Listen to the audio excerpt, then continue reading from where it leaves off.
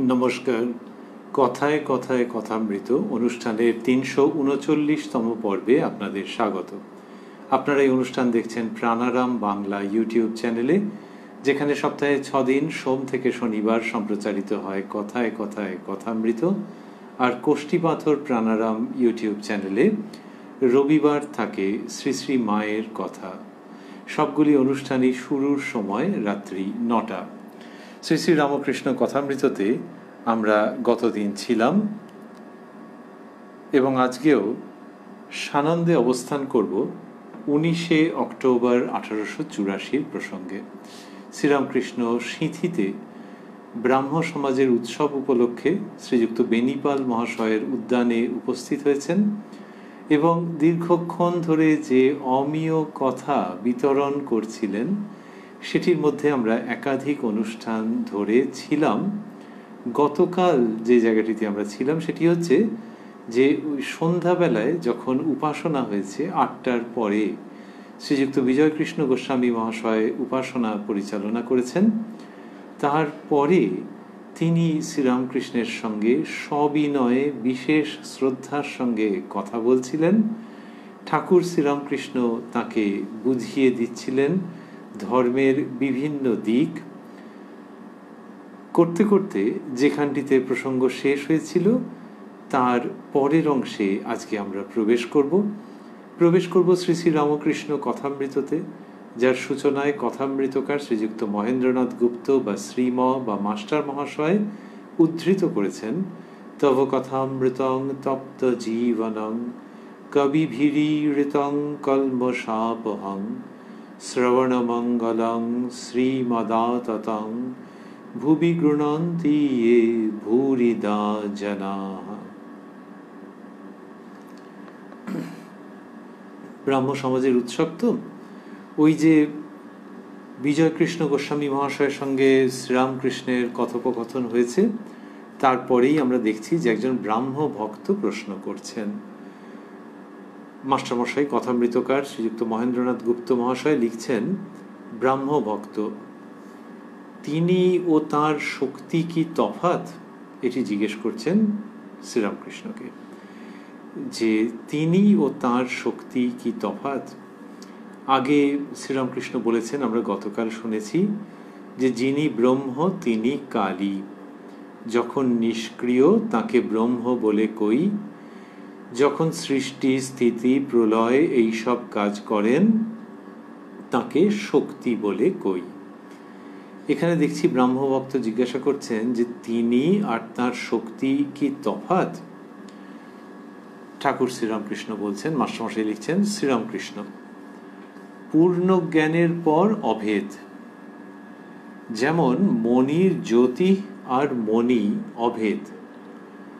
মনির জ্যোতি ভাবলেই মণি ভাবতে হয়। এই যে ব্রহ্ম আর শক্তি, তিনি আর তার শক্তি, এটি মানে ব্রহ্ম আর শক্তি, এটি ব্রহ্মভক্ত জিজ্ঞেস করছেন যে এরা কি তফাৎ। শ্রীরামকৃষ্ণ বললেন পূর্ণ জ্ঞানের পর অভেদ। তার মানে পূর্ণ জ্ঞান যতক্ষণ না হচ্ছে ততক্ষণ ব্রহ্ম আর শক্তির মধ্যে তফাতের বোধ থাকে, ভেদ বোধ থাকে। কিন্তু পূর্ণ জ্ঞান হয়ে গেলে আর সেটি হয় না, তখন দেখা যায় যে এরা অভেদ। সেটি শ্রীরামকৃষ্ণ বলছেন যে পূর্ণ জ্ঞানের পর অভেদ। তারপর বললেন, যেমন মণির জ্যোতি আর মণি অভেদ। একটি মণিরত্ন আমরা বলি জুয়েল, তাহলে সেটি এবং তার জ্যোতি। তাহলে ওই মণির যে জ্যোতি, মণিকে ভাবলেই সেই জ্যোতিটিকে ভাবতে হয়। আবার জ্যোতিটিকে যদি কেউ আলাদা করে দেখায় তখন লোকের মনে পড়ে যে এটা মণি থেকেই তো বেরোচ্ছে, সেখান থেকেই তো উৎসারিত হচ্ছে। শ্রীরামকৃষ্ণ বলছেন যেমন মণির জ্যোতি আর মণি অভেদ, সেই রকম ব্রহ্ম ও শক্তি অভেদ, সেটি বলছেন। বললেন মণির জ্যোতি ভাবলেই মণি ভাবতে হয়। তারপর বলছেন দুধ আর দুধের ধবলত্ব যেমন অভেদ, একটাকে ভাবলেই আর একটাকে ভাবতে হয়। দুধ আর দুধের ধবলত্ব, দুধ কিরকম না, ওই যে দুধের রংটা কিরকম, লোকে বলবে আরে ওই যে ওই দুধের রং যেরকম হয় মিল্কি, আরে এ তো মহা মুশকিল, একই তো কথা। এটা এই জন্যই হচ্ছে যে দুধের রং আর দুধ এই দুটো পরস্পর অসাধারণভাবে সংযুক্ত, পরস্পরকে পৃথক করা যায় না। কিন্তু দুটো তো আলাদা, হ্যাঁ এমনিতে আলাদা। দুধ আর দুধের রং কিন্তু তুমি তফাৎ করতে পারবে না। দুধকে ভাবলেই দুধের রং মনে পড়বে, আর দুধের রং ভাবলেই লোকে বলে যে একটা দিন তো একটা পিস দেখান তো একটু মিল্কি হোয়াইট। তো তার মানে ওই দুধের রংটা যখন বলছে তখন দুধকেও মনে পড়ে যাচ্ছে।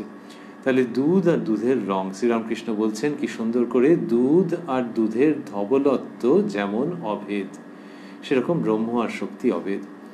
একটাকে ভাবলেই আর একটাকে ভাবতে হয়। কিন্তু এ অভেদ জ্ঞান পূর্ণ জ্ঞান না হলে হয় না। পূর্ণ জ্ঞানে সমাধি হয়, চতুর্বিংশতি তত্ত্ব ছেড়ে চলে যায়, তাই অহং তত্ত্ব থাকে না।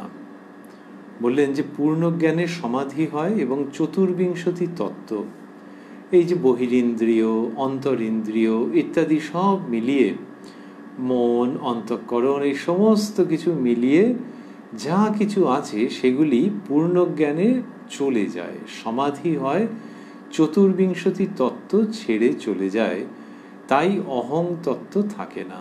অর্থাৎ এই অহংয়ের জন্যে ওই দুটির মধ্যে ভেদ মনে হতে পারে ব্রহ্ম এবং শক্তির মধ্যে, কিন্তু পূর্ণ জ্ঞান যখন হচ্ছে তখন সেই অহং তত্ত্ব থাকছে না, তাই ব্রহ্ম ও শক্তি অভেদ রূপে প্রতীয়মান হন।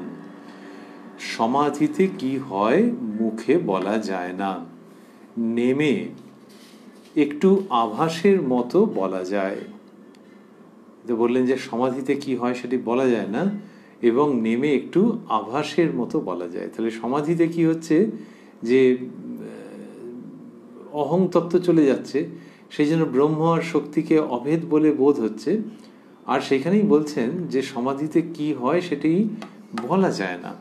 শ্রীরামকৃষ্ণের উক্তি, সমাধিতে কি বোধ হয় মুখে বলা যায় না, নেমে একটু আভাসের মতো বলা যায়।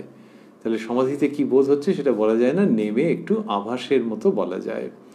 তো এই যে বলছেন যে নেমে একটু আভাসের মতো বলা যায়, তার মানেই হচ্ছে যে ওইটা পুরোপুরি বর্ণনা করা যায় না। তারপর বলছেন, যখন সমাধি ভঙ্গের পর ওং ওং বলি তখন আমি 100 হাত নেমে এসেছি।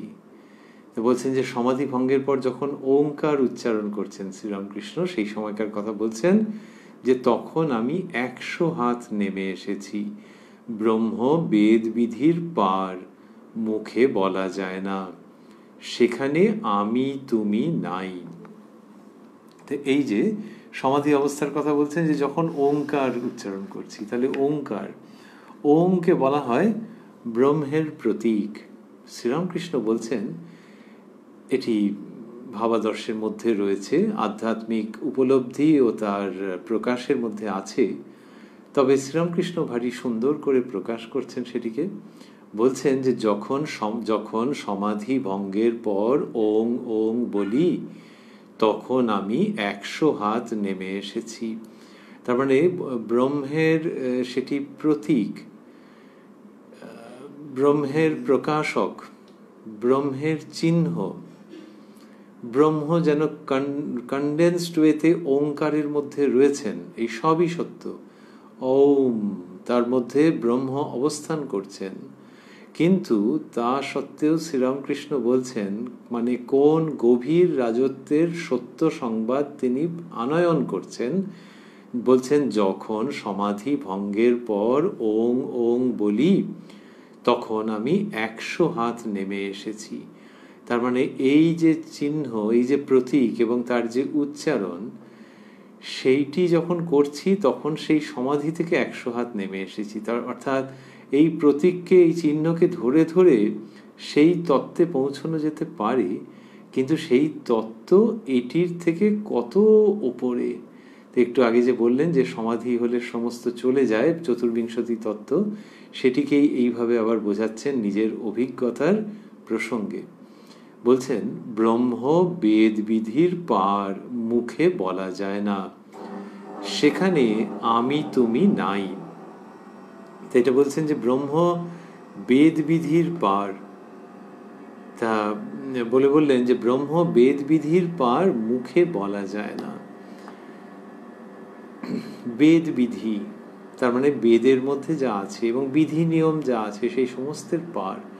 তাহলে বিধি নিয়মের পার মানে একবারে নিয়ম ছাড়া একটা ব্যাপার তা নয়, যুক্তির বিরোধী তাও নয়, কিন্তু এইসবের পার। বলছেন ব্রহ্ম বেদ বিধির পার, মুখে বলা যায় না, সেখানে আমি তুমি নাই। ওই যে অহং তত্ত্ব নেই তো, সেই জন্য সমাধিতে আমি তুমি নাই। তারপর বলছেন যতক্ষণ আমি তুমি আছে, যতক্ষণ আমি প্রার্থনা কি ধ্যান করছি এ জ্ঞান আছে, ততক্ষণ তুমি প্রার্থনা শুনছ এ জ্ঞানও আছে, ঈশ্বরকে ব্যক্তি বলে বোধ আছে। তুমি প্রার্থনা শুনছো, এই তুমির পরে মাস্টারমশাই বন্ধনীর মধ্যে দিয়েছেন ঈশ্বর। তাহলে শ্রীরামকৃষ্ণ বলছেন যতক্ষণ আমি তুমি আছে, যতক্ষণ আমি প্রার্থনা করছি কি ধ্যান করছি এ জ্ঞান আছে, ততক্ষণ তুমি প্রার্থনা শুনছো এ জ্ঞানও আছে। এইটা তার অন্যতম বক্তব্য বিষয়, তার বাণীর গুরুত্বপূর্ণ দিক, যে আমি তুমি ভাবটা যখন রয়েছে, দ্বৈত ভাবটা যখন রয়েছে, আমি প্রার্থনা কি ধ্যান করছি এইসব যখন রয়েছে, ততক্ষণ তুমি প্রার্থনা শুনছো এ জ্ঞানও আছে। তার মানে হচ্ছে যে ঈশ্বরকে যে একটা ব্যক্তি বলে বোধ হওয়া সেটি রয়েছে। এটির কথা কি জন্য বলছেন? ওই যে ব্রহ্মজ্ঞানী জিজ্ঞাসা করেছেন তো, এবং সমাধি অবস্থা, ব্রহ্ম এবং শক্তির অভেদত্ব এসব এসছে, তারপরে শ্রীরামকৃষ্ণ এটি আনছেন এই ব্যক্তি ঈশ্বরের কথা, দ্বৈত জগতের কথা, অর্থাৎ ভক্তির প্রসঙ্গে আসছেন। এবং সেটা কেন আসছেন তিনি অনেক সময় বলেছেন যে কলিকালে মানুষের অন্নগত প্রাণ, কলিকালে ভক্তিযোগী যুগধর্ম। এখানে বলছেন যে যতক্ষণ আমি তুমি এই ভাবটা রয়েছে, যতক্ষণ আমি তুমি আছে, যতক্ষণ আমি প্রার্থনা কি ধ্যান করছি এ জ্ঞান আছে, ততক্ষণ তুমি প্রার্থনা শুনছো এ জ্ঞানও আছে। এটিকে শ্রীরামকৃষ্ণ উৎসাহিত করছেন, অনুপ্রাণিত করছেন। ঈশ্বরকে ব্যক্তি বলে বোধ আছে। এবার বলছেন তুমি প্রভু আমি দাস, তুমি পূর্ণ আমি অংশ, তুমি মা আমি ছেলে, এ বোধ থাকবে। এই ভেদবোধ, আমি একটি তুমি একটি, এ ভেদবোধ তিনিই করাচ্ছেন। তাই পুরুষ মেয়ে, আলো অন্ধকার এইসব বোধ হচ্ছে। যতক্ষণ এই বোধ, ততক্ষণ শক্তি মানতে হবে।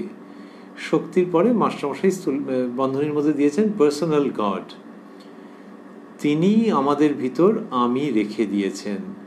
হাজার বিচার করো আমি আর যায় না, আর তিনি ব্যক্তি হয়ে দেখা দেন। কি অপূর্ব সমাধান, যে ওই আমি বোধটা যায় না তো, হাজার বিচার করো, তা সেইটি বলছেন যে যতক্ষণ ওইটা রয়েছে, যে ভেদবোধ রয়েছে, পুরুষ মেয়ে আলো অন্ধকার এই সমস্ত হচ্ছে, তাই ভেদবোধ যতক্ষণ রয়েছে ততক্ষণ শক্তি মানতে হবে। মানে ওই দ্বৈত জগতের কথা বলছেন। তিনি আমাদের ভিতর আমি রেখে দিয়েছেন, এইটা বলে তিনি একটা শ্রীরামকৃষ্ণ অদ্ভুত জায়গায় আনছেন, যে ওই যে আমাদের মধ্যে ভেদবোধ রেখে দিয়েছেন, তার থেকে যদি কারোর মনে হয় যে তাহলে অভেদে পৌঁছতে আরও দেরি আছে, অভেদে পৌঁছানো হলো না, this is falling short of the maximum height, এরকম যদি কারোর মনে হয়, সেটাকে নিবারণ করছেন। কি সুন্দর করে তত্ত্বদর্শন আলোচনা করার মতো করে বলছেন না, গল্প বলার মতো করে বলছেন, তিনি আমাদের ভিতর আমি রেখে দিয়েছেন, হাজার বিচার করো আমি আর যায় না, আর তিনি ব্যক্তি হয়ে দেখা দেন। এই যে তিনি ব্যক্তি হয়ে দেখা দেন, এই কথাটার মধ্যে দুটো দিক আছে। একটি হচ্ছে যে এই দেখো না, দ্বৈত জগতের কথা হচ্ছে তো, আর এটা নিয়ে কিছু দুঃখ করো না যে কিছু কম পেলে, কারণ তিনি ব্যক্তি হয়ে দেখা দেন। এই যে ব্যক্তি হয়ে দেখা দেন, যেহেতু ওই ব্যক্তির বোধটা রয়েছে, যে আমি তুমি রয়েছে, ওই জন্য তিনি ব্যক্তি হয়ে দেখা দেন। অর্থাৎ ওই নিরাকার চৈতন্যের উপলব্ধি হয় না, তিনি ব্যক্তি হয়ে দেখা দেন। তাহলে এই যে ব্যক্তি হয়ে, যেহেতু ব্যক্তি ভাবছে, তাই তিনি ব্যক্তি হয়ে দেখা দেন, এটি একটি দিক। আরেকটি হচ্ছে ওই বাক্যের মধ্যেই যখন রয়েছে যে আর তিনি ব্যক্তি হয়ে দেখা দেন, তার মানে কি তিনি কে? তিনি নিরাকার, তাহলে তিনি নিরাকার হলে আবার ব্যক্তি হয়ে দেখা দেন। আচ্ছা, একটা ব্যাখ্যা হতে পারে। শ্রীরামকৃষ্ণ বলছেন যে তিনি নিরাকার, তিনি সাকার, তিনি আরও কত কি। তার মানে তাঁরই কেয়ার অফ হচ্ছে এই সাকার, নিরাকার এবং আরও কত কি। সুতরাং সেই তিনি যখন দেখছেন যে ওই আমি তুমির জগতে রয়েছে, কিন্তু খুব পবিত্র, খুব নিষ্ঠা নিয়ে আনন্দের সঙ্গে ব্যাকুলভাবে ডাকছে, তখন সেই তিনি যিনি সাকার নিরাকারের পার, সেই তিনি ব্যক্তি হয়ে, তাহলে ব্যক্তি হয়ে তিনি চুজ করছেন। তদাত্মানম সৃজাম্যহম, তিনি ব্যক্তি হয়ে তিনি ওইরকমভাবে চুজ করছেন, ওরকমভাবে নিজেকে সৃজন করছেন, ব্যক্তি হয়ে দেখা দেন, মানে আশীর্বাদ করেন। তিনি ওই দেখা দিচ্ছেন ব্যক্তি হয়ে, তাহলে তো আর কোনো দুঃখ নেই। সুতরাং দ্বৈত জগৎ থেকে পেরোতে পারছো না, আমি তুমি ভাব রয়েছে। এই আমি তুমিটা কিরকম? ঈশ্বরের সঙ্গে উদাহরণ দিলেন, প্রায় বাক্য উচ্চারণ করলেন যে এইরকম বোধ হয়, তুমি প্রভু আমি দাস, তুমি পূর্ণ আমি অংশ, তুমি মা আমি ছেলে, এ বোধ থাকবে। ওই যখন দ্বৈত জগতের মধ্যে শ্রীরামকৃষ্ণ বলছেন, এবং যখন এটা রয়েছে তখন কি হয়? The silver lining of the whole picture, সেটা কিরকম? সেটা হচ্ছে আর তিনি ব্যক্তি হয়ে দেখা দেন। এইটি বলে শ্রীরামকৃষ্ণ কি অপূর্ব জায়গায় আনছেন যে ওই দ্বৈত ভাবের চূড়ান্ত পরাকাষ্ঠা দেখাচ্ছেন। যদি তোমার অদ্বৈতের মতো দেহ মন না হয়ে থাকে এই কলিযুগে, তাহলে কোনো চিন্তা নেই, তুমি দ্বৈত ভাবে এইরকম নিষ্ঠা নিয়ে, অপূর্ব ভালোবাসা নিয়ে, শরণাগতি সমর্পণ নিয়ে, ব্যাকুলতা নিয়ে তাকে ডাকো, তাহলেই তিনি ব্যক্তি হয়ে দেখা দেবেন। এইটি তো শ্রীরামকৃষ্ণ বলছেন। এটার দ্বারা তিনি ওই নিরাকার সাকারের সমন্বয় করছেন একদিকে, যেমন তেমনি সাকারবাদী যেন না ভাবে যে সে নিরাকারবাদীর থেকে কিছু কম পাচ্ছে, এটিকেও তিনি প্রকাশ ও প্রতিষ্ঠা করছেন। তারপর বলছেন, তাই যতক্ষণ আমি আছে, ভেদ বুদ্ধি আছে, ততক্ষণ ব্রহ্ম নির্গুণ বলবার জো নাই, ততক্ষণ সগুণ ব্রহ্ম মানতে হবে। এই সগুণ ব্রহ্মকে বেদ পুরাণ তন্ত্রে কালী বা আদ্যাশক্তি বলে গেছে। বলছেন যে তাই যতক্ষণ আমি আছে, আমি বোধ। আর উনি বলছেন বিভিন্ন সময় শ্রীরামকৃষ্ণ বলেছেন যে আমি বোধটা যেতে চায় না, যতই তুমি বিচার করো আবার কোথা থেকে এসে যায়। সেই জন্য এই কলিকালে এই আমি বোধটা থাক। এটা কিরকম আমি? ওই যে তুমি পূর্ণ আমি অংশ, তুমি প্রভু আমি দাস, এইগুলি, তুমি মা আমি ছেলে, এই আমিত্বটা থাকুক। শ্রীরামকৃষ্ণ সেটা বললেন এবং বলছেন তাই যতক্ষণ আমি আছে, ভেদ বুদ্ধি আছে। ভেদ বুদ্ধি মানে ওই তুমি আর আমি, অভেদ নয়, ভেদ বুদ্ধি আছে, ততক্ষণ ব্রহ্ম নির্গুণ বলবার জো নাই। তার মানে ব্রহ্ম নির্গুণ এটা বলতে পারবে না। নির্গুণ মানে যে গুণ কিছু দিয়ে বর্ণনা করা যায় না, কোয়ালিটি, ক্যারেক্টারিস্টিক কিছু নেই। তিনি পুরুষ না নারী বলা যাবে না, তার কখন আবির্ভাব বলা যাবে না, কিছুই তার সম্বন্ধে বলা যাবে না, অথচ তিনি আছেন। তো তাকে কিছু দিয়ে বর্ণনা করা যাচ্ছে না। তাই বলা হচ্ছে যে তাই যতক্ষণ আমি আছে, ভেদ বুদ্ধি আছে, ততক্ষণ ব্রহ্ম নির্গুণ বলবার জো নাই। যে ব্রহ্ম নির্গুণ এটা তুমি বলতে পারবে না যতক্ষণ আমি আছে। এই জো নাই কথাটা বললে তার মানে হতে পারে যে তুমি বলতেই পারবে না, তার মানে তুমি পারলে না, তা নয়। সেটা হচ্ছে যে এটা সম্ভব নয়, জানো, কলিকালে ওই অন্নগত প্রাণ, সেই জন্যে ব্রহ্মকে নির্গুণ বলবার জো নেই, তুমি পেরে উঠবে না। তারপরের বাক্যই হচ্ছে ততক্ষণ সগুণ ব্রহ্ম মানতে হবে। এইটা, এই যতক্ষণ আমি আছে ততক্ষণ সগুণ ব্রহ্ম মানতে হবে। এবং সগুণ ব্রহ্ম যখন আবির্ভূত হচ্ছেন দেব দেবী রূপে, তখন আর তো তোমার কিছু চিন্তা নেই। কেন চিন্তা নেই? শ্রীরামকৃষ্ণই বলছেন যে তিনি চাইলে অদ্বৈত জ্ঞানও দিতে পারেন। তো এখানে বললেন যে সেই সগুণ ব্রহ্মকে বেদ পুরাণ তন্ত্রে কালী বা আদ্যাশক্তি বলে গেছে। এই সগুণ ব্রহ্মকে বেদ পুরাণ তন্ত্রে কালী বা আদ্যাশক্তি বলে গেছে। সগুণ ব্রহ্ম, তাকেই কালী আদ্যাশক্তি বলা হচ্ছে বেদ পুরাণ তন্ত্রে, এটি শ্রীরামকৃষ্ণ উল্লেখ করলেন। বিজয়, এই আদ্যাশক্তি দর্শন আর ওই ব্রহ্মজ্ঞান কি উপায় হতে পারে? আমরা গতকাল স্মরণ করেছি, লক্ষ্য করেছি বিশেষভাবে যে এইসব কথাবার্তা কখন হচ্ছে, বোধহয় রাত্রি 9টায়। কারণ শ্রীরামকৃষ্ণ যখন ব্রাহ্ম সমাজের অধিবেশনে সেই উৎসব উপলক্ষে গেছেন, বিকেলের দিক থেকে সেই সন্ধে হয়ে গিয়ে 8টা বেজে গেছে। তারপরে বেনিপাল মহাশয় বিজয়কৃষ্ণ গোস্বামী মহাশয়কে স্বনির্বন্ধ অনুরোধ করেছেন উপাসনা আরম্ভ করবার জন্য, কারণ দেরি হয়ে গেছে। সেই উপাসনা করেছেন বিজয়কৃষ্ণ মহাশয়, তারপরে শ্রীরামকৃষ্ণের সঙ্গে কথোপকথন হচ্ছে। এই এতটাই দেরিতে কথা হচ্ছে, কিন্তু দেখা যাচ্ছে বিজয়কৃষ্ণ তখনও প্রশ্ন করে যাচ্ছেন। তার মানে ভেতরে কত আকুতি। বলছেন এই আদ্যাশক্তি দর্শন আর ওই ব্রহ্মজ্ঞান কি উপায় হতে পারে? শ্রীরামকৃষ্ণ: ব্যাকুল হৃদয়ে তাকে প্রার্থনা করো আর কাঁদো, এই রূপে চিত্তশুদ্ধি হয়ে যাবে। নির্মল জলে সূর্যের প্রতিবিম্ব দেখতে পাবে। ভক্তের আমি রূপ আরশিতে সেই সগুণ ব্রহ্ম আদ্যাশক্তি দর্শন করবে। কিন্তু আরশি খুব পোঁছা চাই, ময়লা থাকলে ঠিক প্রতিবিম্ব পড়বে না। ব্যাকুল হৃদয়ে, বলছেন ব্যাকুল হৃদয়ে তাকে প্রার্থনা করো আর কাঁদো। এই দ্বৈত পথ, ভক্তির পথ, বলছেন কাঁদতে, ঈশ্বরের জন্য কান্না। অন্যত্র কতবার বলেছেন যে লোকে মাঘ ছেলের জন্য ঘটি ঘটি কাঁদে, তার জন্য কে কাঁদছে বলো? এই যে তার জন্য কে কাঁদছে বলো, এই যে শ্রীরামকৃষ্ণের প্রদর্শিত পথ, ঈশ্বরের জন্য লোকে কাঁদবে কেন?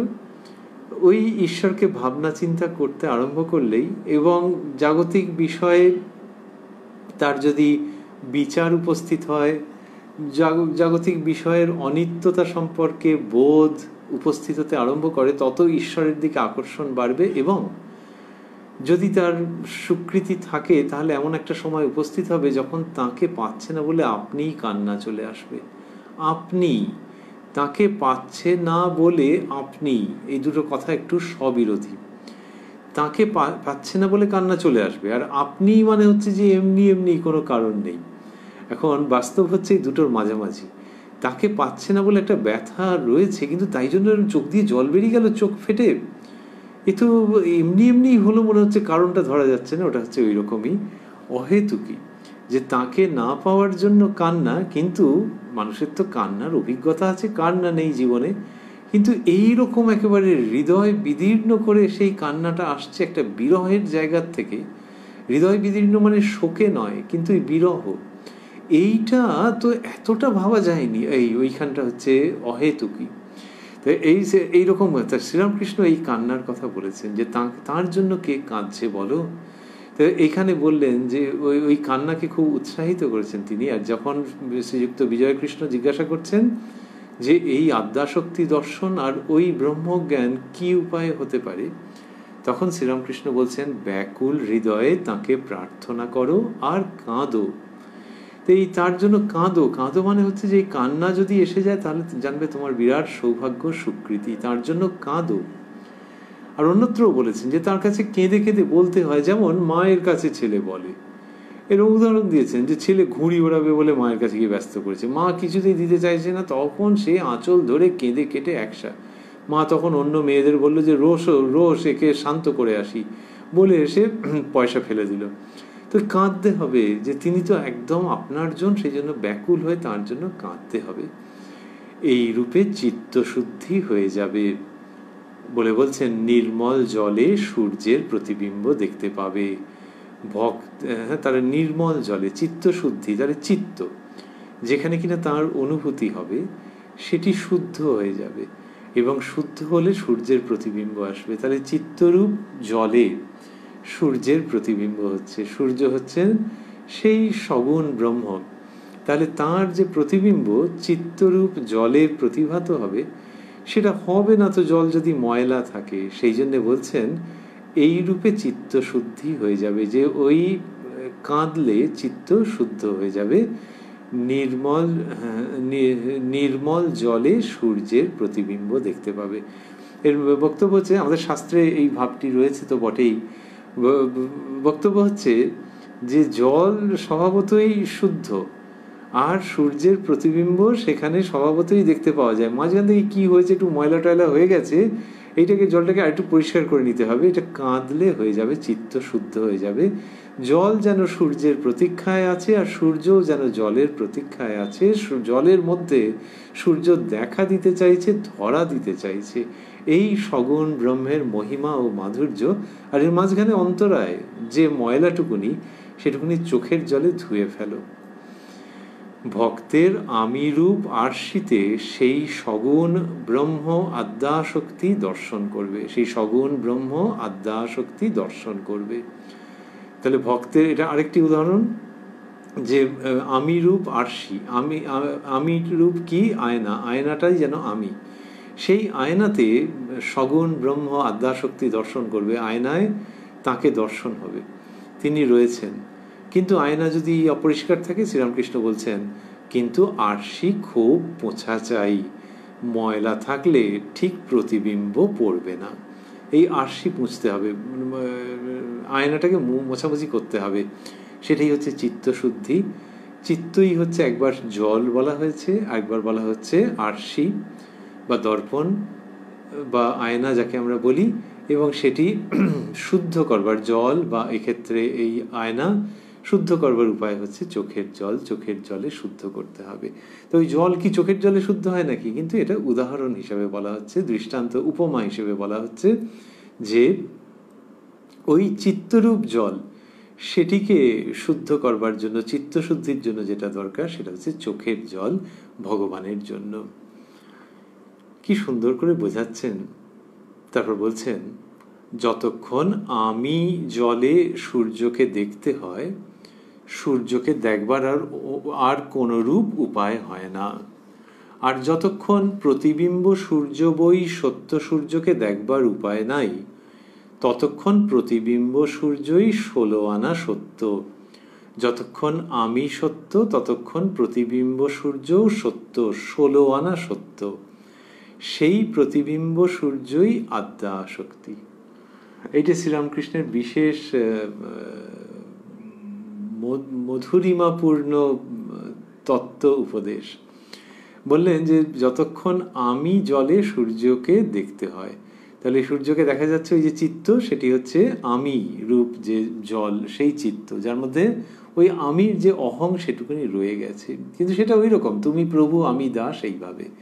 যতক্ষণ আমি জলে সূর্যকে দেখতে হয়, সূর্যকে দেখবার আর কোনো রূপ উপায় হয় না, তখন আর কোনো উপায় নেই। কিন্তু তাতে কষ্টের কিছু নেই, দুঃখের কিছু নেই। বলছেন, আর যতক্ষণ প্রতিবিম্ব সূর্য বই সত্য সূর্যকে দেখবার উপায় নাই, ততক্ষণ প্রতিবিম্ব সূর্যই 16 আনা সত্য। এই কথাটি শ্রীরামকৃষ্ণের বিশেষ, যে প্রতিবিম্ব সূর্য মানে আমি রূপ চিত্তে যে সত্য প্রতিভাত হচ্ছে, সগুণ ব্রহ্ম, তিনি 16 আনা সত্য। তার মানে my friend, don't worry, don't get sad, don't feel apologetic. ওই তোমার মনের মধ্যে, চিত্তের মধ্যে যে অহং রয়েছে, ওই তিনি এক আর তুমি এক, এই ভাব, সেই অবস্থায় যে তিনি প্রতিবিম্বিত হচ্ছেন, সেই সগুণ ব্রহ্ম, তিনি জানবে 16 আনা সত্য যতক্ষণ তোমার আমি বোধ রয়েছে। তার মানে কিন্তু এখান থেকে একবারে তেড়ে ফুঁড়ে গিয়ে আমি বোধ ছিন্ন করে সেই নির্গুণ ব্রহ্মে উপনীত হতে হবে, শ্রীরামকৃষ্ণ এটা বলছেন না। তো বলছেন না বলেই ওই 16 আনা সত্য কথাটি বললেন। তারপরে বলছেন যে, বললেন, আর যতক্ষণ প্রতিবিম্ব সূর্য বই সত্য সূর্যকে দেখবার উপায় নাই, ততক্ষণ প্রতিবিম্ব সূর্যই 16 আনা সত্য।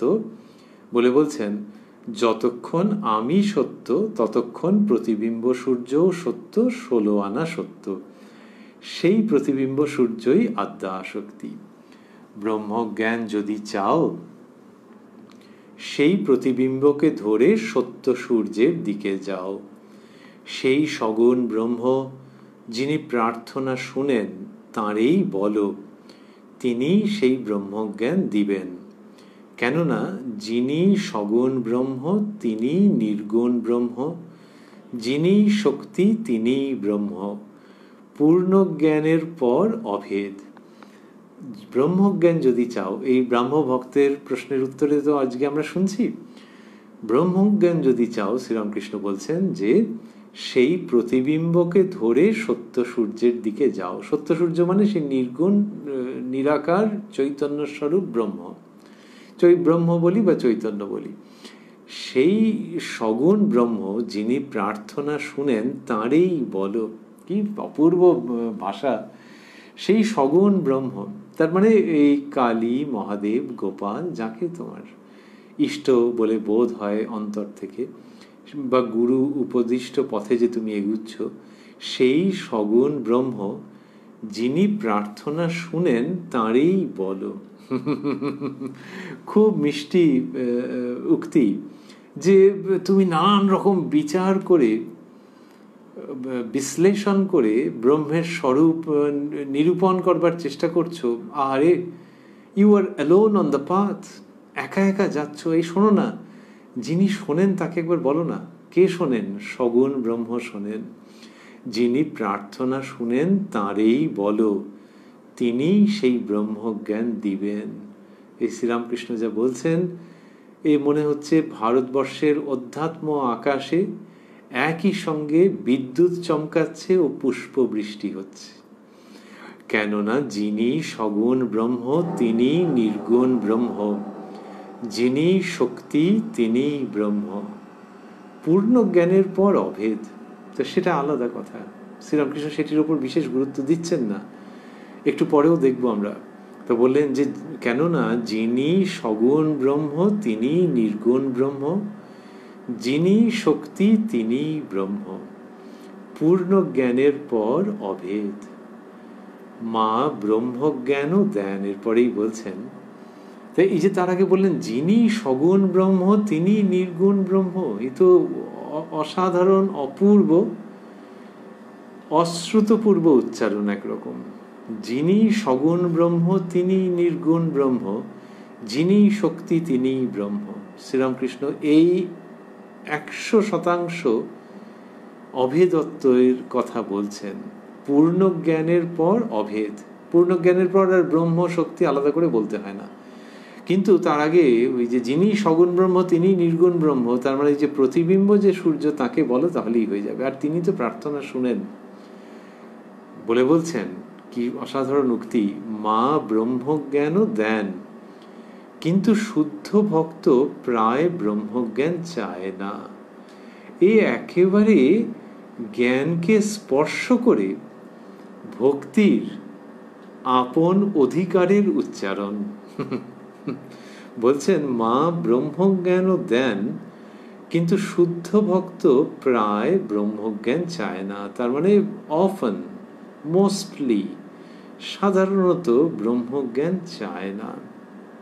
তা মা ব্রহ্মজ্ঞান দেন, তাহলে ওই সগুণ ব্রহ্ম তো তিনি ব্রহ্মজ্ঞান দেন, দিতে পারেন সবই, কিন্তু শুদ্ধ ভক্ত প্রায় ব্রহ্মজ্ঞান চায় না। তো যিনি শুদ্ধ ভক্ত তিনি ব্রহ্মজ্ঞান চাইছেন না। এটা কিরকম হলো? ব্রহ্মজ্ঞান তো সবচেয়ে উপরে বলা হয় যে অদ্বৈত জ্ঞান, কিন্তু শুদ্ধ ভক্ত বলে যে এই শুদ্ধা ভক্তি, শ্রীরামকৃষ্ণ অন্যত্র বলেছেন শুদ্ধা ভক্তি এটি যে পেয়েছি একে বুকে করে আঁকড়ে ধরে রেখেছি, আর কিছু চাই না।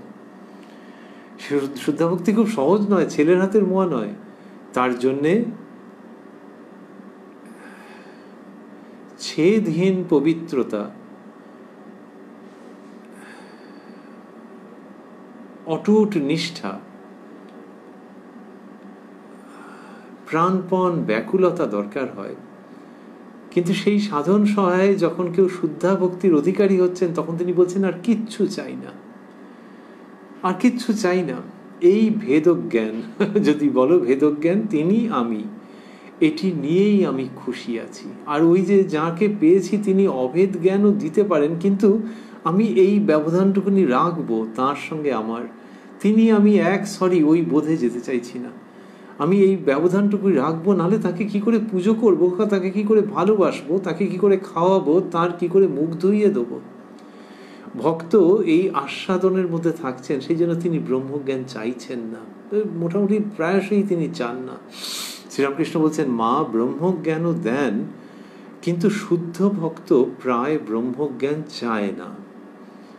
আর এক পথ, এইসব অপূর্ব কথা উচ্চারিত হচ্ছে, কথায় কথায় কথামৃত ফুলঝুরির মতো হয়ে ঝরে পড়ছে। আর এক পথ জ্ঞানযোগ, বড় কঠিন পথ। ব্রাহ্ম সমাজের তোমরা জ্ঞানী নও, ভক্ত। যারা জ্ঞানী তাদের বিশ্বাস যে ব্রহ্ম সত্য, জগৎ মিথ্যা, স্বপ্নবৎ। আমি তুমি সব স্বপ্নবৎ। যা বলছেন যে আর এক পথ হচ্ছে জ্ঞানযোগ, বড় কঠিন পথ। ব্রাহ্ম সমাজের তোমরা জ্ঞানী নও, ভক্ত। তাহলে এই যে ব্রাহ্ম সমাজে এরা জ্ঞানী নন, শ্রীরামকৃষ্ণ বলছেন ভক্ত। যে তোমার এরকম নিরাকার ব্রহ্মের চিন্তা তোমাদের এখানে আছে, উপাসনা এইসব হয় টয়, কিন্তু তোমরা জ্ঞানী নও, ভক্ত। এই যে তোমরা জ্ঞানী নও, ভক্ত মানে তার মানে হচ্ছে যে তোমাদের বেসিক কনস্টিটিউশন এমন আছে, তোমাদের নিজস্ব প্রকৃতি হচ্ছে যে ভক্তির, তোমরা সেই। তোমরা জ্ঞানী নও, ভক্ত। এই যে শ্রীরামকৃষ্ণ বলছেন এটা লক্ষণ দেখছেন। যখন কেউ হয়তো কারো কাছে গান শিখতে যাচ্ছেন এবং যিনি গেছেন তিনি একটা স্কেলে করে অভ্যস্ত, তারপর যার কাছে গেছেন তিনি বললেন, সেই স্কেলে সবাই শুনেছে, শুনে বলছে বাহ তোর বেশ ভালো হয়েছে, তো এবার কারোর কাছে আবার শিখতেও আরম্ভ কর, এতদিন নিজে নিজে চর্চা করেছিস কিন্তু শুনে বড় ভালো লাগছে। যার কাছে গেলেন বড় হয়তো সঙ্গীতের গুরু, তিনি বললেন একটা শোনাও গান, এটা শোনালেন।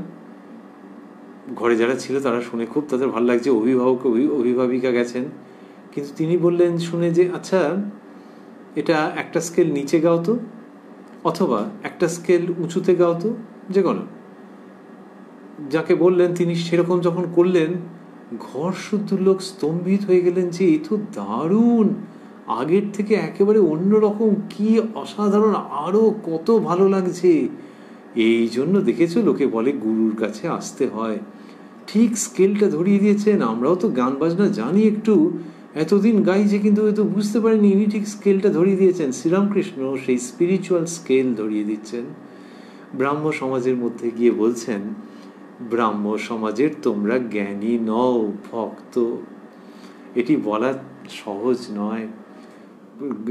শিক্ষিত প্রতিষ্ঠিত মানুষ একটা ভাবধারার মধ্যে রয়েছেন, প্রচুর সেই নিয়ে চর্চা হয়, সেইখানে উপস্থিত হয়ে শ্রীরামকৃষ্ণ ঘোষণা করছেন, এই সত্যকে উপস্থাপন করছেন, এই বাস্তবকে উপহার দিচ্ছেন।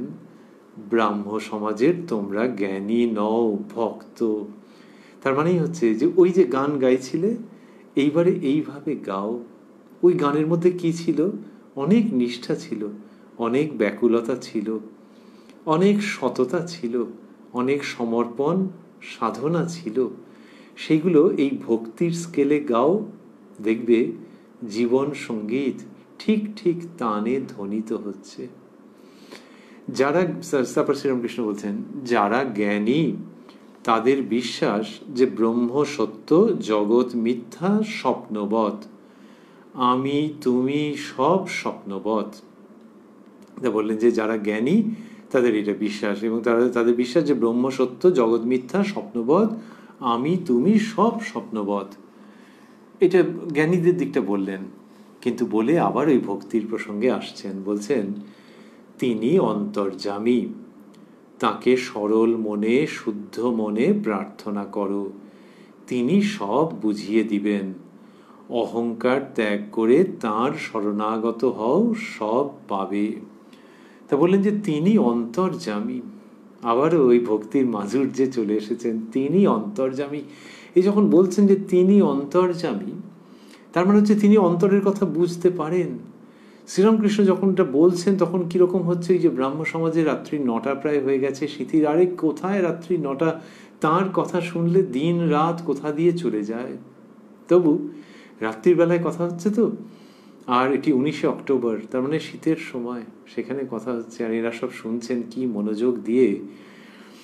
তো এখানে বললেন যখন যে তিনি অন্তর্যামী, তার মানে তিনি মনের কথা শুনতে পান, তখন কিরকম হচ্ছে যে এই যে ব্রাহ্ম সমাজের উৎসব তো নিরাকারের উপরে যাদের জোর বেশি। নিরাকার মানে যেন একটা স্ট্রাকচার, একটা গঠন, একটা গড়ন, যার মধ্যে অনেক বিশ্লেষণ আছে, বিচার আছে, যুক্তি বিস্তার আছে, সব মিলিয়ে একটা স্ট্রাকচার। এই স্ট্রাকচারের মধ্যে সেইখানে থেকে শ্রীরামকৃষ্ণ যখন বলছেন তিনি অন্তর্যামী, তখন সেই স্ট্রাকচারের মধ্যে প্রাণ প্রতিষ্ঠা হচ্ছে। এক অর্থে স্পন্দিত হয়ে উঠছে সেই স্ট্রাকচার, জীবন্ত হয়ে উঠছে। যেই যে ব্রহ্মজ্ঞান নিরাকার চৈতন্যের প্রসঙ্গ আছে, তার মধ্যে যখন তিনি সাকার পথের যে মাধুর্য, যে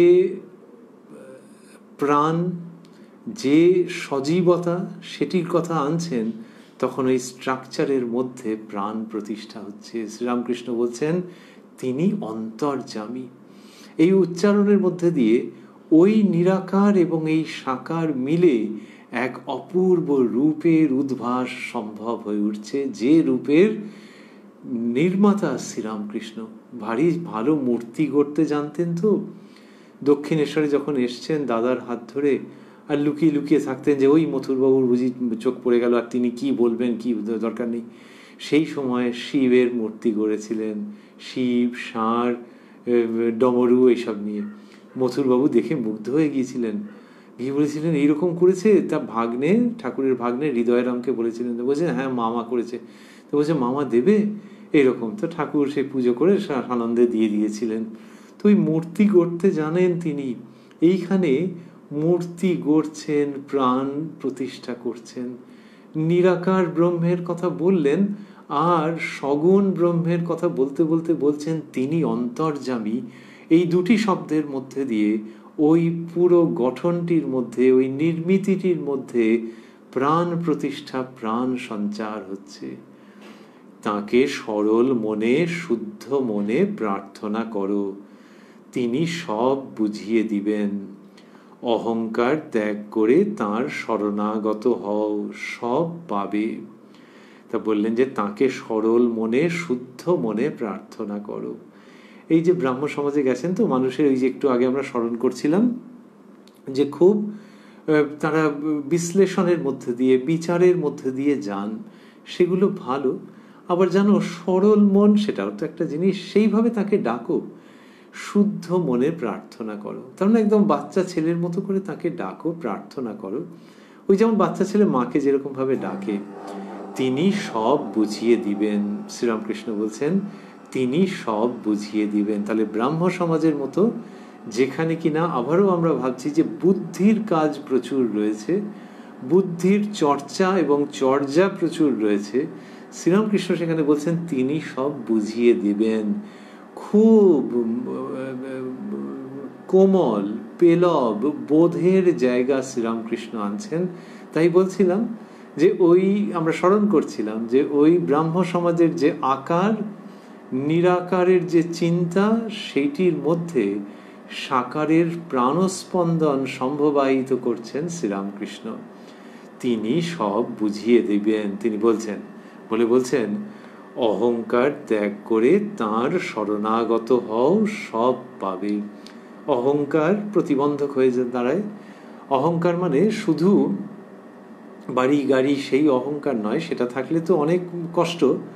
আর তারপরেও একটা অহংকার যে আমি বিচার করে তাকে পেয়ে যাব, এই অহংকার।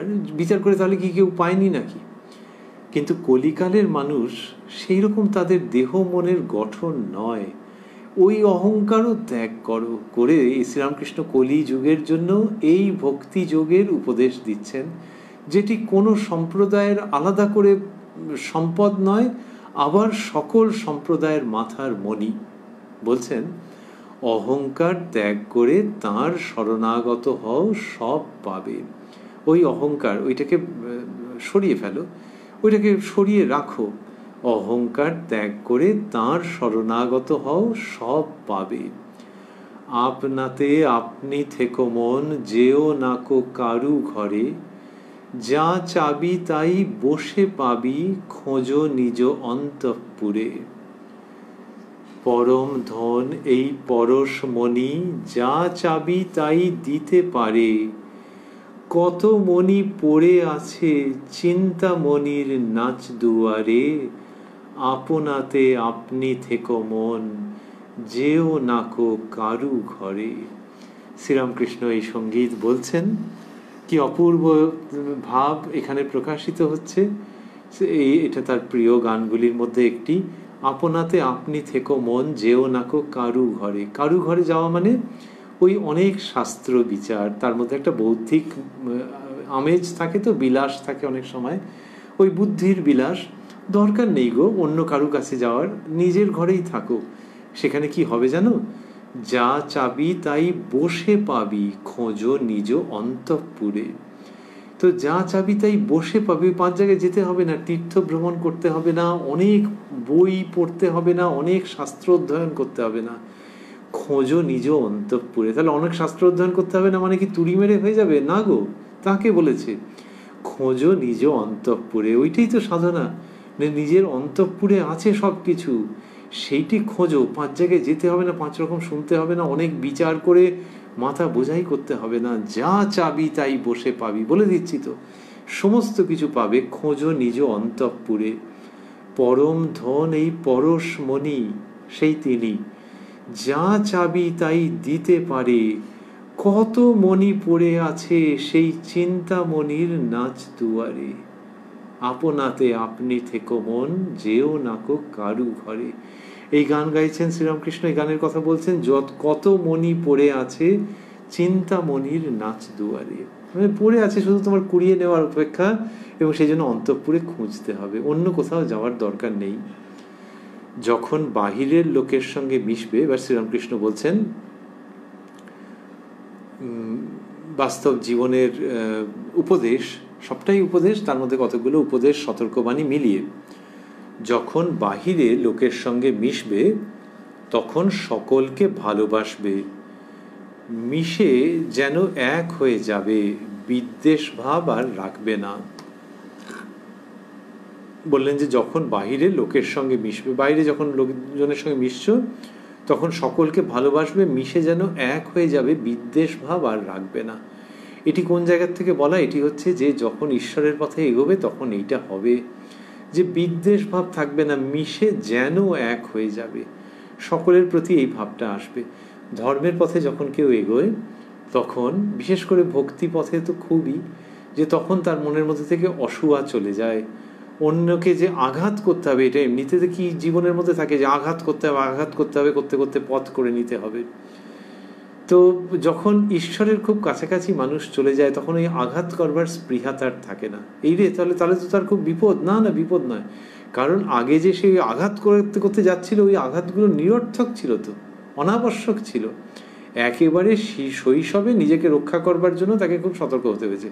তারপর যখন রক্ষা করেছে, তার একটা ব্যক্তিত্ব তৈরি হয়েছে, তার একটা সমাজে অবস্থান হয়েছে, এখন আবার অত আঘাত কেন? ওই আঘাতটা পূর্বের সংস্কারের জন্য রয়ে গেছে। এখন ওখান থেকে আরো উত্তীর্ণ হতে হবে, আরো পরিণত হতে হবে, এবং সেইখানে অন্যকে আঘাত করার, ডাউন উইথ ইট, ডিসলাইক, সেটা শ্রীরামকৃষ্ণ দেখাচ্ছেন।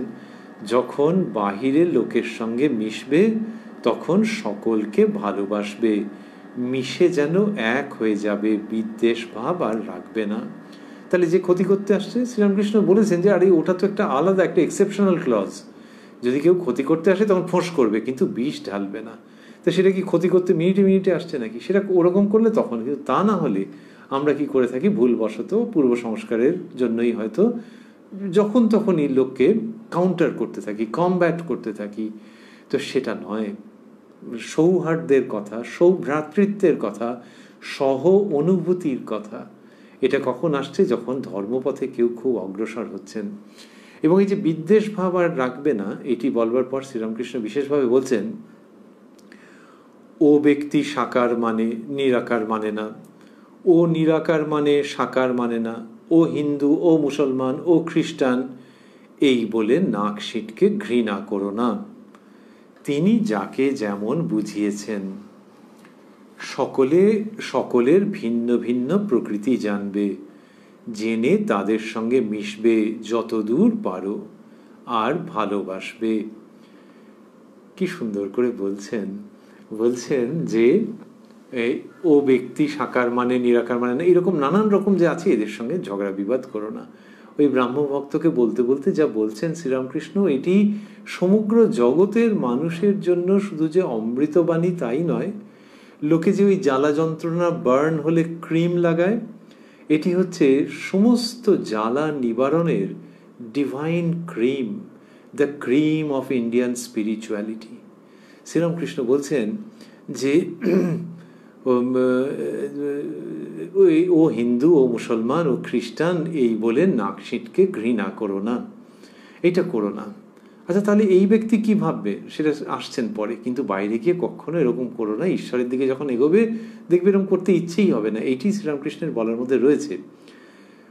কিরম সুন্দর, একেবারে মা যেমন একটু রাগী রাগী যে ছেলে, তাকে গায়ে মাথায় হাত বুলিয়ে বলেন যে বাবা ওরকম রাগ করে না।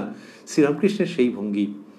বলছেন, তিনি যাকে যেমন বুঝিয়েছেন, সকলের ভিন্ন ভিন্ন প্রকৃতি জানবে, জেনে তাদের সঙ্গে মিশবে যতদূর পারো। কি যুক্তিসঙ্গত! কিন্তু এখানে যুক্তির থেকেও প্রেমটা যেন বেশি করে প্রকাশিত। তবে হ্যাঁ, যুক্তির বাঁধন আছে, যে সকলের ভিন্ন ভিন্ন প্রকৃতি জানবে, জেনে তাদের সঙ্গে মিশবে। তার মানে কি, যে তুমি তো একরকম, আরেকজন হয়তো তোমার সঙ্গে মিশতে পারছে না ওই একই কারণে, যে কারণে তুমি তার সঙ্গে মিশতে পারছো না। সে ভাবছে তার মতোই জগৎটা হবে, তুমিও ভাবছো তার মতো জগৎটা হবে। এরকম কেন জানবে যে সকলের ভিন্ন ভিন্ন প্রকৃতি।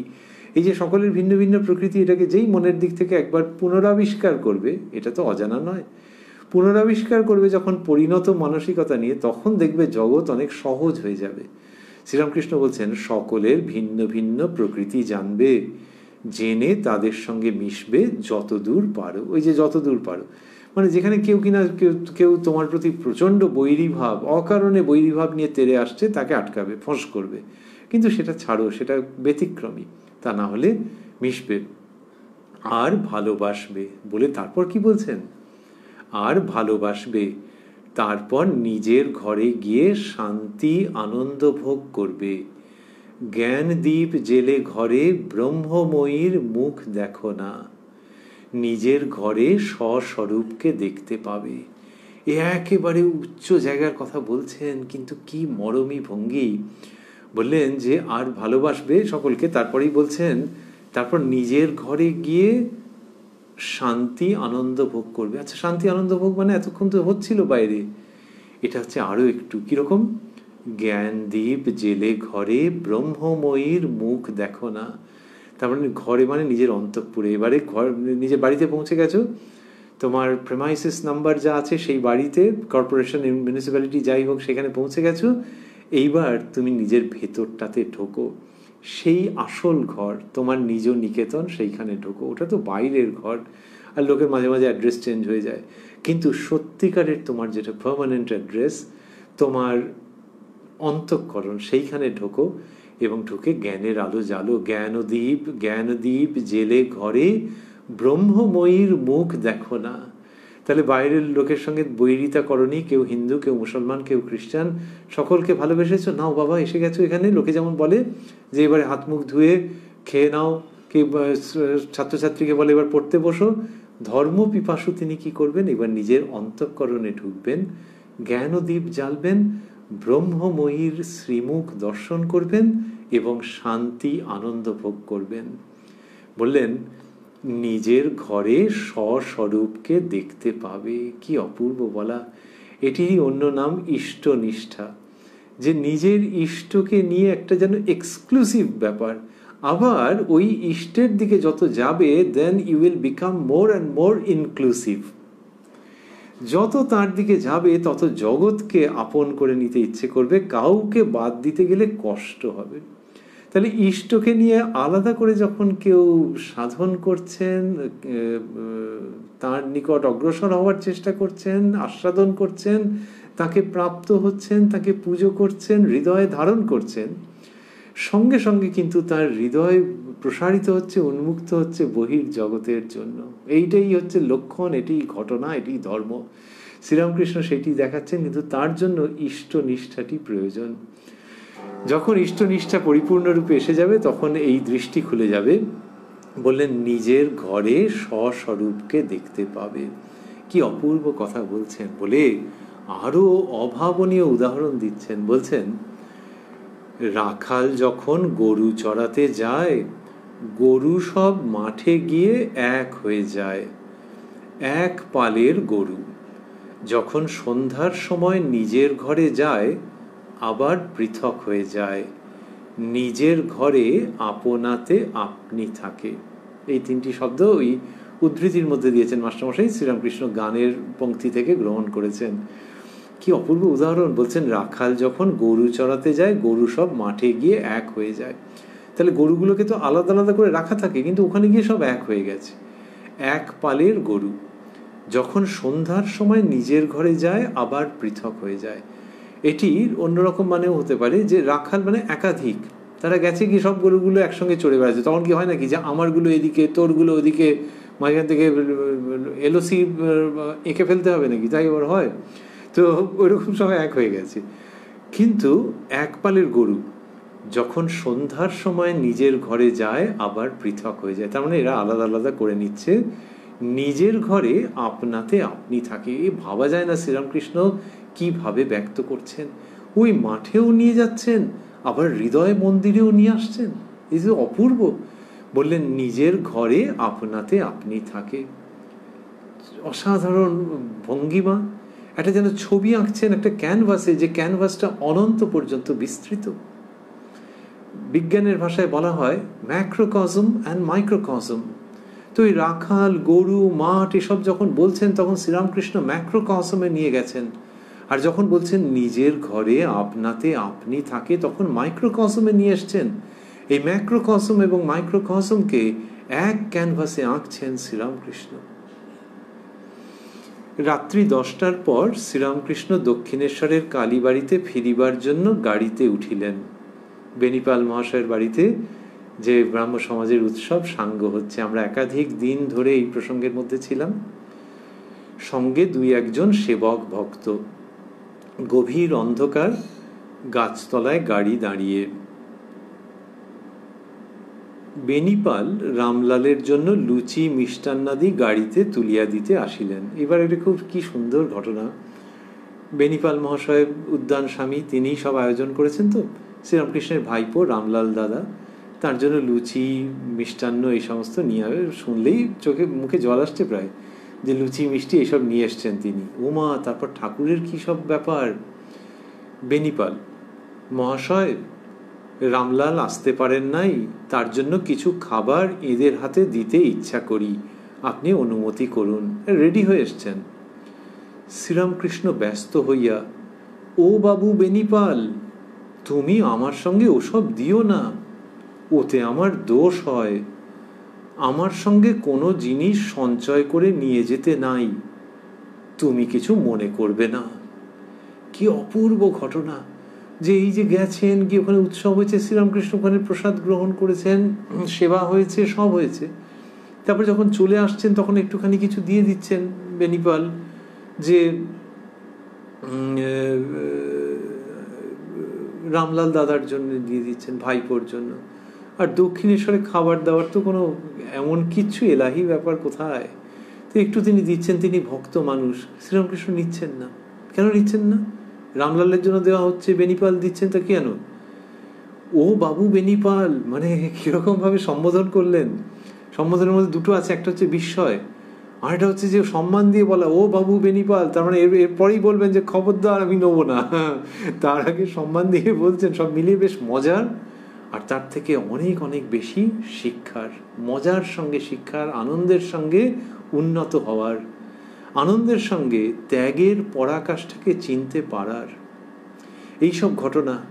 ও বাবু বেনিপাল, তুমি আমার সঙ্গে ওসব দিও না, ওতে আমার দোষ হয়। শ্রীরামকৃষ্ণ বলছেন ওতে আমার দোষ হয়। সাধকভাবে এই কথাগুলো বলা, যে আমি তো ভগবানকে নিয়ে রয়েছি, ভগবানকে ডাকছি, আমি আবার সঞ্চয় করবো, আনফেয়ার, ওতে আমার দোষ হয়। ভগবান শ্রীরামকৃষ্ণ মানুষ রূপে এইভাবে দেখাচ্ছেন। অ্যাবসলিউটলি তিনি ভগবান রূপে পুজো পাওয়ার জন্য এসছেন নাকি? মানুষ কিভাবে সাধনা করবে, কিভাবে ত্যাগকে অবলম্বন করে স্বাভাবিকভাবে পরমার্থের দিকে অগ্রসর হবে তিনি দেখাচ্ছেন, এবং তার পূর্ণ পরাকাষ্ঠা দেখাচ্ছেন। আমার সঙ্গে কোনো জিনিস সঞ্চয় করে নিয়ে যেতে নাই, তুমি কিছু মনে করবে না। At the same time so very sensitive, যে মানুষটা নিয়ে এসছে গাড়ির কাছে, আমি নিচ্ছি না, ত্যাগের কথা বলছি, আরও তো গৃহী মানুষ, মুখ কালো করে দাঁড়িয়ে থাকবে নাকি? তুমি কিছু মনে করবে না। এবার বেনিপাল শ্রীরামকৃষ্ণের বিশেষ ভক্ত, ব্রাহ্ম মানুষ, ঠাকুরকে দেখেছেন তো একেবারে, মানে অনেক দিনই দেখেছেন, এই প্রথম তো নয়। তিনি ঠাকুরের মনোভাব বোঝেন। মাস্টারমশাই লিখছেন, বেনিপাল, যে আজ্ঞা আপনি আশীর্বাদ করুন। কি সুন্দর! শ্রীরামকৃষ্ণ, আজ খুব আনন্দ হলো। দেখো, অর্থ যার দাস সেই মানুষ। যারা অর্থের ব্যবহার জানে না তারা মানুষ হয়ে মানুষ নয়। আকৃতি মানুষের, কিন্তু পশুর ব্যবহার। ধন্য তুমি, এতগুলি ভক্তকে আনন্দ দিলে। বেনিপালকে শ্রীরামকৃষ্ণ এটি বলছেন যে তোমার মানে বক্তব্য তার এটি পরিষ্কার যে অর্থ তোমার আছে, আর সেটা কিভাবে ব্যবহার করতে হয় সেটাও তুমি জানো, ব্যয় করতে হয় কিভাবে অর্থ তুমি জানো। ধন্য তুমি, এতগুলি ভক্তকে আনন্দ দিলে। ওই যে আমরা 19 অক্টোবরের 1884 প্রসঙ্গ যে শুনছি কত একাধিক দিন ধরে, সেখানে আমরা দেখেছি যে কতক্ষণ ধরে আলোচনা হচ্ছে, ধর্মের কথা হচ্ছে, প্রাণস্পন্দনযুক্ত কথা হচ্ছে, সঙ্গীত পরিবেশিত হচ্ছে, ব্রাহ্ম সমাজের উপাসনাও হয়েছে তার মধ্যে। তারপর বিজয়কৃষ্ণ মহাশয় শ্রীরামকৃষ্ণের সঙ্গে কথোপকথন করেছেন, ঠাকুর কি অপূর্বভাবে বলেছেন, এই সব হয়েছে। তো আবার ব্রাহ্ম ভক্ত এসে জিজ্ঞাসা করেছেন, এই সব মিলে শ্রীরামকৃষ্ণ বলছেন যে ধন্য তুমি, এতগুলি ভক্তকে আনন্দ দিলে। আমরা রয়েছি উদ্বোধন কার্যালয়ে প্রকাশিত শ্রী শ্রী রামকৃষ্ণ কথামৃতের 671 পৃষ্ঠায়, এবং যেরকম আমরা শুনছিলাম একটু আগে যে 19 অক্টোবর 1884 প্রসঙ্গ এইখানেই সমাপ্ত হচ্ছে। শ্রীরামকৃষ্ণের অপূর্ব চিত্র আমরা এখানে পাচ্ছি। তিনি অত আনন্দ করছেন, আর সেই আনন্দ করছেন, ধর্মের কথা বলছেন। বিজয়কৃষ্ণ গোস্বামী মহাশয় কত বিনয় শ্রদ্ধার সঙ্গে তার কাছে এসে জানতে চাইছেন।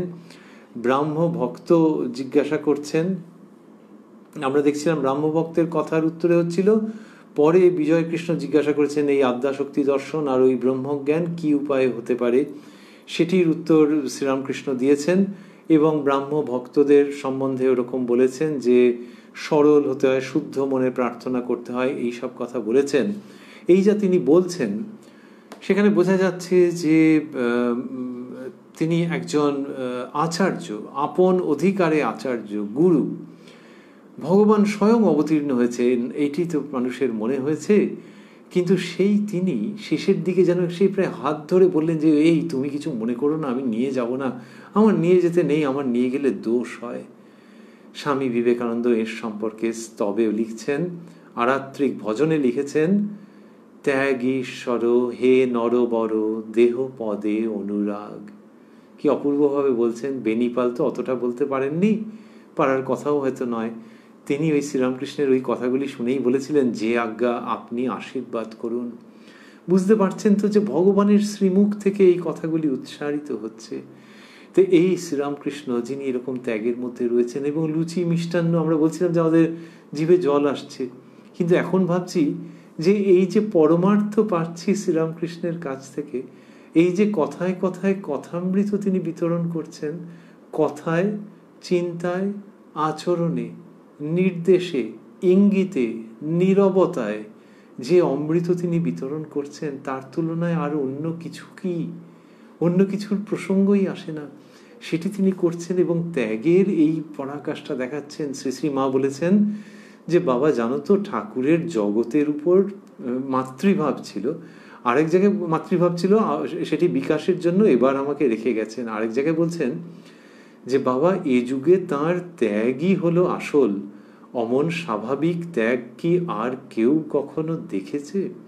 তাহলে এ যুগে তাঁর ত্যাগই হলো আসল, এইটি যে বলছেন শ্রী শ্রীমা, আমরা দেখছি এই যে গাড়িতে উঠবেন, যে তিনি গাড়িতে উঠেছেন, তারপরে এই ঘটনা ঘটেছে। গাড়িতে যখন ওঠেন কেউ, গাড়ি যাচ্ছে, গাড়ি ওভারটেক করছে, লোকে বলে, আর কি কি শব্দ আছে যেন, যখন রাস্তায় যাচ্ছে ইউটার্ন নিচ্ছে, এই সব হচ্ছে। শ্রীরামকৃষ্ণ কিন্তু আমাদের ভাবনা চিন্তা যেরকমভাবে যায়, যে এই তিনি যাচ্ছেন, গাড়িতে উঠেছেন, আচ্ছা ওই একটু যদি ভিডিও থাকতো, যে এবারে বেনিপাল এসেছেন, মিষ্টির প্যাকেট ট্যাকেট নিয়ে এসছেন, এসব কী সব এনেছেন, লুচি মিষ্টি নিয়ে এসে দিচ্ছেন, এই যে ট্র্যাকটা সেখান থেকে ইউ টার্ন করছেন শ্রীরামকৃষ্ণ। ইউ টার্ন করে বলছেন যে আমার এটা নিতে নেই, ও বাবু বেনিপাল তুমি কিছু মনে করবে না, স্বাভাবিক ত্যাগ। শ্রী শ্রী মা বলছেন যে অমন স্বাভাবিক ত্যাগ কি আর কেউ কখনো দেখেছে? এই স্বাভাবিক ত্যাগের প্রতিমূর্তি শ্রীরামকৃষ্ণ, তাকে আমরা ভাবছি, আমাদের আনন্দ হচ্ছে যে এই যিনি এরমভাবে কথা বলেন, একেবারে প্রায় গ্রামের ভাষায় কথা বলেন, এত আনন্দ দেন, সেই তিনি যেভাবে ত্যাগ তার জীবনে পরিস্ফুট করেন, স্বাভাবিক ত্যাগ, কেউ আহত হয় না কিন্তু মানুষ উন্নত হয়ে যায়, সেটি দেখতে পাওয়ার পরম সৌভাগ্য আমাদের। সেটি স্মরণ করতে করতে অনুষ্ঠান আমরা শেষ করব স্বামী বিবেকানন্দের পদপ্রান্তে অবস্থান করে তাঁরই রচিত সেই অমর পংক্তিটি উচ্চারণ করে, ত্যাগীশ্বর হে নরবর দেহ পদে অনুরাগ। ওং নিরঞ্জনং নিত্যম অনন্ত রূপং ভক্তানুকম্পা ধৃত বিগ্রহং বৈ ঈশাবতারং পরমেশমিড্যং তং রামকৃষ্ণং শিরসা নমামহ।